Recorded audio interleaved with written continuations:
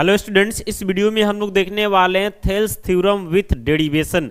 तो देखते हैं यहाँ पे थेल्स थ्योरम के बारे में। तो सबसे पहले जान लीजिए कि हम यहाँ पे थेल्स थ्योरम बोले या इसको बोलते हैं बेसिक प्रोपोर्शनलिटी थ्योरम या बेसिक प्रोपोर्शनलिटी थ्योरम को इस शॉर्ट में हम लोग बोलते हैं बीपीटी। ये सब एक ही बात को इंडिकेट करता है, यानी कि थेल्स थ्योरम बोला जाए या बेसिक प्रोपोर्शनलिटी थ्योरम बोला जाए या इसको शॉर्टकट में बीपीटी बोला जाए, ये तीनों का मतलब सेम होता है। तो सबसे पहले जो है इसके स्टेटमेंट को हम लोग समझेंगे कि थेल्स थ्योरम का स्टेटमेंट क्या होता है, और उसके बाद जो है इसके प्रूफ को भी जो है इसी वीडियो में हम लोग देखेंगे और काफी प्रॉपर लैंग्वेज के साथ आपको बताएंगे ताकि आपको समझने में और रिवीजन करने में कहीं से कोई दिक्कत नहीं है। तो आइए सबसे पहले जो है इसके स्टेटमेंट को देखते हैं, स्टेटमेंट को समझाते हैं और देन हम लोग प्रूफ में आएंगे। तो स्टेटमेंट में क्या बोल रहा है कि if a line is drawn parallel to one side of a triangle to intersect the other two sides in distinct points, then the other two sides are divided in the same ratio। समझ रहे ना। तो पहले देखिए, इसको समझाने के लिए एक हम ट्रायंगल बनाते हैं, इसके बाद जो है आपको स्टेटमेंट समझ में आ जाएगा। ध्यान से देखिएगा और इसके बाद हम लोग जो है इस स्टेटमेंट को प्रूव भी करेंगे, यानी प्रूफ के साथ देखेंगे। जैसे मान लेते हैं कि यहाँ पे हम क्या करते हैं, एक ट्रायंगल ले लेते हैं। यहाँ पे एक ट्रायंगल ले लेते हैं, समझ रहे ना। मान लेते हैं यहाँ पे हमारा ट्रायंगल ए हो गया, बी हो गया, सी हो गया, और यहाँ से जो है हम डी ले लेते हैं। तो यहाँ पे जो डी है क्वेश्चन के अनुसार ये बीसी के पैरेलल है। डी जो है ए बी को डी पे इंटरसेक्ट कर रहा है और ए सी को ई पे इंटरसेक्ट कर रहा है, और साथ ही साथ डी जो है बीसी के क्या है, पैरेलल है।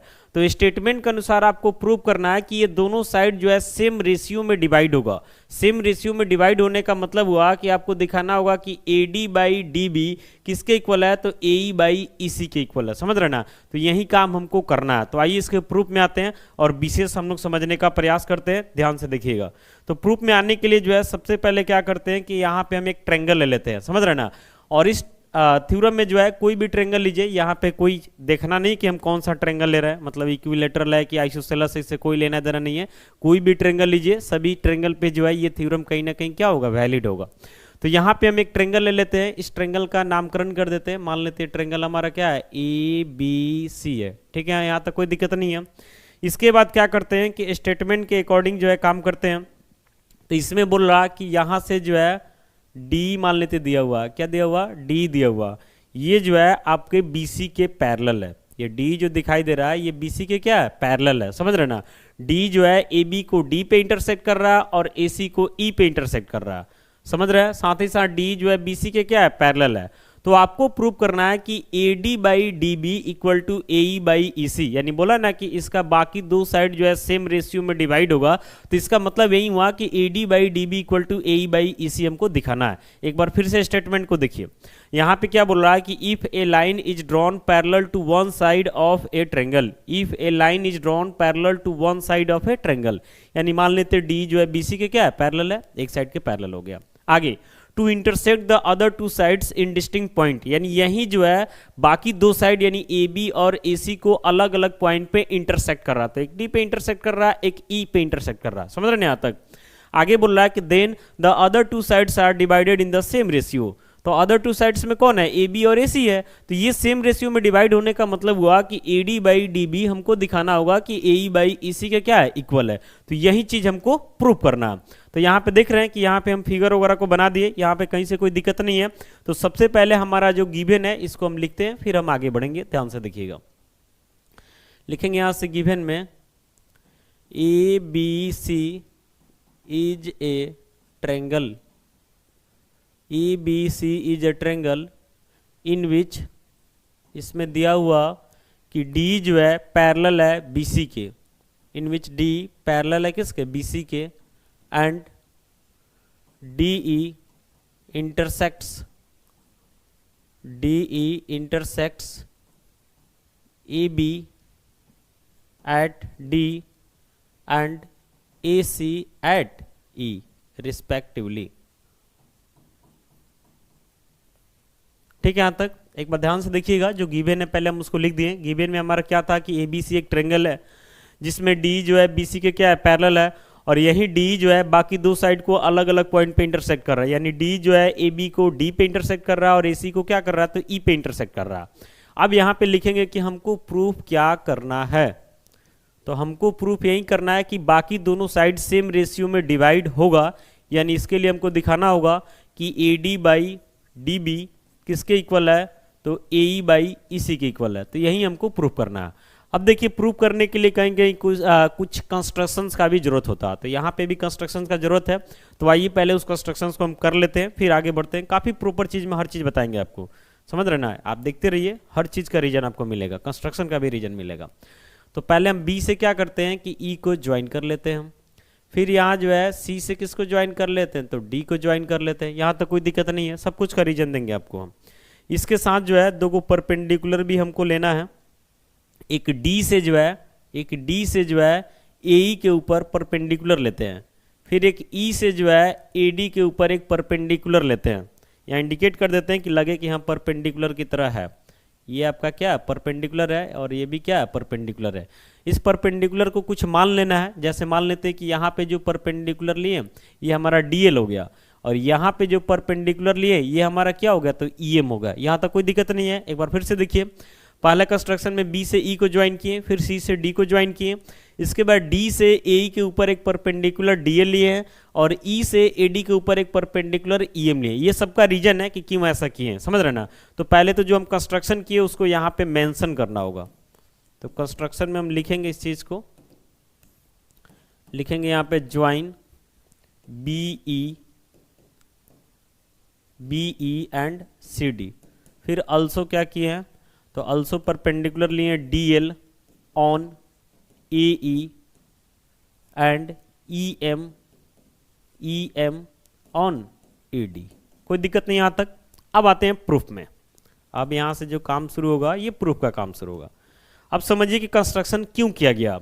तो देखिए यहाँ पे जो हमको LHS में लाना, तो LHS में लाना A D by D B, RHS में लाना ए ई बाई ई सी। तो यहाँ पे हम लोग जो है ट्रेंगल के एरिया का कंसेप्ट यूज करके प्रूफ करते हैं। तो जैसे LHS में हमको A D by D B लाना, तो हम लोग क्या सोचते हैं कि दो ऐसे ट्रेंगल का सिलेक्शन करें कि एक ट्रेंगल में जो है बेस ए डी है, जबकि दूसरे में बेस क्या है, डी बी है, और साथ ही साथ दोनों ट्रेंगल का हाइट सेम होना चाहिए ताकि LHS आ जाए। फिर अगली बार कोशिश करते हैं कि वैसे ट्रेंगल का सिलेक्शन करें कि एक में बेस ए ई है और एक में बेस ई सी है, लेकिन हाइट दोनों का सेम है। तो आइए देखते हैं। तो ऐसा ही सिलेक्शन करने के लिए ना इससे इसको ज्वाइन करना होता है, इससे इसको ज्वाइन करना होता है, फिर यहाँ से परपेंडिकुलर, फिर यहाँ से परपेंडिकुलर। तो आइए हम ट्रेंगल का सिलेक्शन करते हैं, फिर आपको समझ में आ जाएगा कि ऐसा कंस्ट्रक्शन क्यों किया गया। तो पहले हम लिखते हैं, यहाँ पे एकदम ध्यान से देखना है, पहले यहाँ पे हम लिखते हैं area of triangle ADE by, यहाँ पे हम सिलेक्शन करते हैं एरिया ऑफ ट्रेंगल BDE। अब ऐसा सिलेक्शन क्यों किया गया, थोड़ा इसको समझिए। ADE का बात कर रहे हैं, तो ADE में अगर हम बेस AD को लेते हैं तो AD का कोरेस्पॉन्डिंग हाइट कौन बनेगा, तो EM। आपको पता होना चाहिए कि किसी भी ट्रेंगल में बेस के अपोजिट वाला जो वर्टेक्स होता है वहां से जो परपेंडिकुलर बेस के ऊपर आता है वही हमारा हाइट का काम करता है। तो अगर हम AD को बेस लेते हैं तो हमारा हाइट कौन हो जाएगा, EM हो जाएगा। AD हमको चाहिए भी था। इसके बाद एक ट्रेंगल हम सिलेक्शन किए BDE, तो इसमें अभी हम बेस लेंगे DB को। बेस किसको लेंगे, तो DB को। तो जब DB को बेस लीजिएगा तो DB का अपोजिट वर्टेक्स E है, तो यहां से जो परपेंडिकुलर है ये EM है, तो यहां भी परपेंडिकुलर सेम हो गया। अब आप बोलिएगा कि EM जो है ट्रेंगल BDE के बाहर चला गया, तो कोई दिक्कत नहीं है, वर्टेक्स से जो परपेंडिकुलर है, समझिए बेस ही ना आगे प्रोड्यूस करके है, तो बाहर से भी इसके हाइट को माप सकते हैं। जरूरी थोड़ी है कि ट्रेंगल का हाइट जो उसके अंदर ही रहेगा, बाहर से भी जा सकता है। यानी बेस के अपोजिट वर्टेक्स से जहां पे भी परपेंडिकुलर गिरेगा वही जो है आपका क्या होगा, तो ट्रेंगल का एक्चुअल हाइट होगा। तो यहाँ पे जो ट्रेंगल BDE दिखाई दे रहा, इसमें जो है हम बेस अगर हम लेते हैं BD को यानी कि DB को, तो अपोजिट वर्टेक्स E से परपेंडिकुलर कौन आ रहा है, EM, तो यही इसका क्या हो जाएगा, तो हाइट हो जाएगा। तो देख रहे हैं ना, दोनों का हाइट सेम हो गया। इसी कारण से जो है इस तरीका से कंस्ट्रक्शंस को किया गया। बाकी उस साइड भी जाएंगे तो यही काम करेंगे। तो लिखेंगे यहाँ पे एरिया ऑफ ट्रेंगल ADE को 1/2 बेस इसका क्या हो जाएगा, तो AD हो जाएगा, और हाइट क्या हो जाएगा, तो EM हो जाएगा। बाकी नीचे आते हैं तो 1/2 बेस हमारा क्या हो जाएगा, तो DB, और जब बेस DB को लेंगे तो अपोजिट वर्टेक्स E है, तो वहां से परपेंडिकुलर यानी कि क्या हो जाएगा, तो EM हो जाएगा। समझ रहे ना। अब यहाँ से 1/2 से 1/2 कट गया, EM से EM कट गया, तो फाइनली यहाँ से हमको क्या मिला, तो यहाँ से हमको मिल रहा है AD/DB। ये हमारा पहला इक्वेशन बन जाएगा। AD बाई डी बी, ये हमारा क्या हो जाएगा, पहला इक्वेशन हो जाएगा। समझ रहे ना। तो देख रहे हैं इसका एलएचएस में हमको लाना था A D by D B, हमने इसको ला लिया। समझ रहे हैं। अब हमको काम करना आरएचएस में। अब हमको काम किस में करना है, आरएचएस में, यानी कि ए बाई ई सी लाने का कोशिश करना है, ए बाई ई सी। तो इसके लिए भी हम ट्रायंगल ए डी ई का एरिया ही लिखेंगे। तो इसमें बेस जब ए को लेंगे ना, तो ए के अपोजिट में वर्टेक्स डी है, तो यहां से परपेंडिकुलर कौन है, तो डीएल। तो डीएल हमारा हाइट का काम करेगा। वैसे यहाँ पे ट्रायंगल आ जाएंगे सी ई डी में, और बेस हम किसको लेंगे, तो ईसी को लेंगे। तो ईसी के अपोजिट में वर्टेक्स डी है, तो यहाँ से परपेंडिकुलर कौन, तो डीएल, यानी यहाँ भी हाइट सेम हो जाएगा डीएल। इसी कारण से जो है कंस्ट्रक्शन में हम लोग ऐसे ज्वाइन किए और यहाँ से दो परपेंडिकुलर लिए। समझ रहे हैं। तो आते हैं अब दूसरे नंबर काम में। तो इसके लिए थोड़ा स्पेस हमको चाहिए और साथ ही साथ ट्रायंगल भी दिखना चाहिए ताकि आपको समझाना जो आसान हो जाए। तो इसके कारण हम करते हैं ऊपर से थोड़ा सा क्लीन, ताकि कुछ स्पेस हमको मिल जाए। देखिएगा ध्यान से। तो ऊपर तो बेसिक लैंग्वेज था जो गिवन वगैरह था, ये सब हम लिखे थे। मेन तो समझिए प्रूफ यहीं से है, ठीक है। तो आगे हम अल्सो करेंगे, आगे हम अल्सो करेंगे और यहाँ पे हम लिखेंगे, ध्यान से देखिएगा, area of triangle A D E by area of triangle C E D, C E D. तो ए डी ई का एरिया हो जाएगा 1/2, बेस इसका हो जाएगा ए ई, और ए के अपोजिट में वर्टेक्स डी है, तो वहां से परपेंडिकुलर यानी कि हाइट कौन हो जाएगा, तो डीएल हो जाएगा। फिर नीचे वाले का एरिया तो 1/2 बेस ई सी, तो हाइट यहाँ पे भी कौन आ रहा है, डीएल आ रहा है। डीएल से डीएल कटेगा, 1/2 से 1/2 कट जाएगा। तो क्या बच रहा, तो बच रहा ए ई बाई ई सी बच रहा। ये हमारा जो है दूसरा इक्वेशन हो जाएगा। यहाँ तक कोई दिक्कत नहीं है। अब यहाँ पे क्या करते हैं, थोड़ा सा हम स्पेस और बना लेते हैं। ये हमारा जो है पहला इक्वेशन हो गया और ये हमारा क्या हो गया, दूसरा इक्वेशन हो गया। तो हम क्या करते हैं, इसको भी ले जाते हैं इधर, इसको थोड़ा सा उठा के ले जाते हैं, यहाँ पे दोनों को आसपास में रख देते हैं। समझ रहे ना। हालांकि आपको कंफ्यूज नहीं होना है, पहले हम लोग इसको लिखे थे और दूसरी बार में हम लोग इसको लिखे थे, यहाँ तक कोई दिक्कत नहीं है। अब इसमें ध्यान से देखिएगा, ये पहला इक्वेशन है, ये दूसरा इक्वेशन है। हमको दिखाना है कि A D by D B equal होगा ए बाई ई सी के। तो इसके लिए जो है अगर दोनों का एलएचएस सेम हो जाए तो दोनों का आरएचएस भी सेम हो जाएगा। अब थोड़ा एलएचएस को देखते हैं। तो एलएचएस के इसके न्यूमरेटर में क्या है कि एरिया ऑफ ट्रायंगल एडीई, यहाँ पे भी एरिया ऑफ ट्रायंगल एडीई है। इसके डिनोमिनेटर में क्या है कि एरिया ऑफ ट्रायंगल सीईडी है, जबकि यहाँ पे है बीडीई। तो कहने का मतलब है कि जब तक दोनों का डिनोमिनेटर मैच नहीं करेगा तब तक दोनों का जो है एलएचएस मैच नहीं करेगा, और एलएचएस मैच नहीं करेगा तो फिर आरएचएस मैच नहीं करेगा। तो कहीं ना कहीं जो है दोनों का डिनोमिनेटर आपको मैच करेगा। अब यहाँ पे आपको कुछ सोचना है, आइए देखते हैं फिगर में। तो उसका डिनोमिनेटर में जो है एरिया ऑफ ट्रायंगल सीईडी है, सीईडी, ध्यान से देखिए सीईडी, यही ट्रायंगल बन रहा है आपका, समझ रहे हैं ना। और इसमें क्या है, बीडीई है, बीडीई, यहाँ पे ये ट्रायंगल बन रहा है। तो ध्यान से देखिएगा, तो एक ट्रायंगल बीडीई है और एक ट्रायंगल सीडीई है।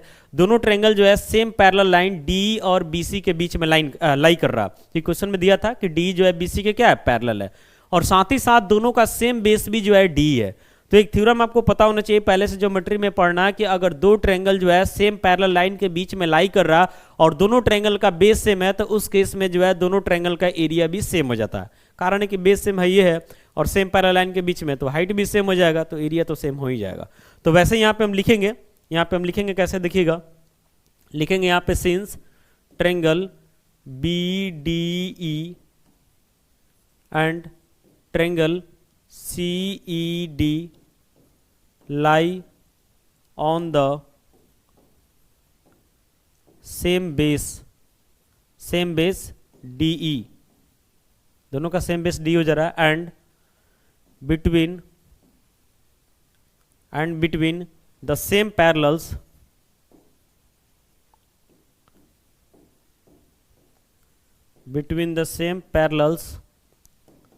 DE एंड बीसी, यानी दोनों ट्रायंगल का सेम बेस मिल जा रहा है डी, और दोनों सेम पैरेलल लाइन डी और बीसी के बीच में क्या हो रहा है, लाई कर रहा है।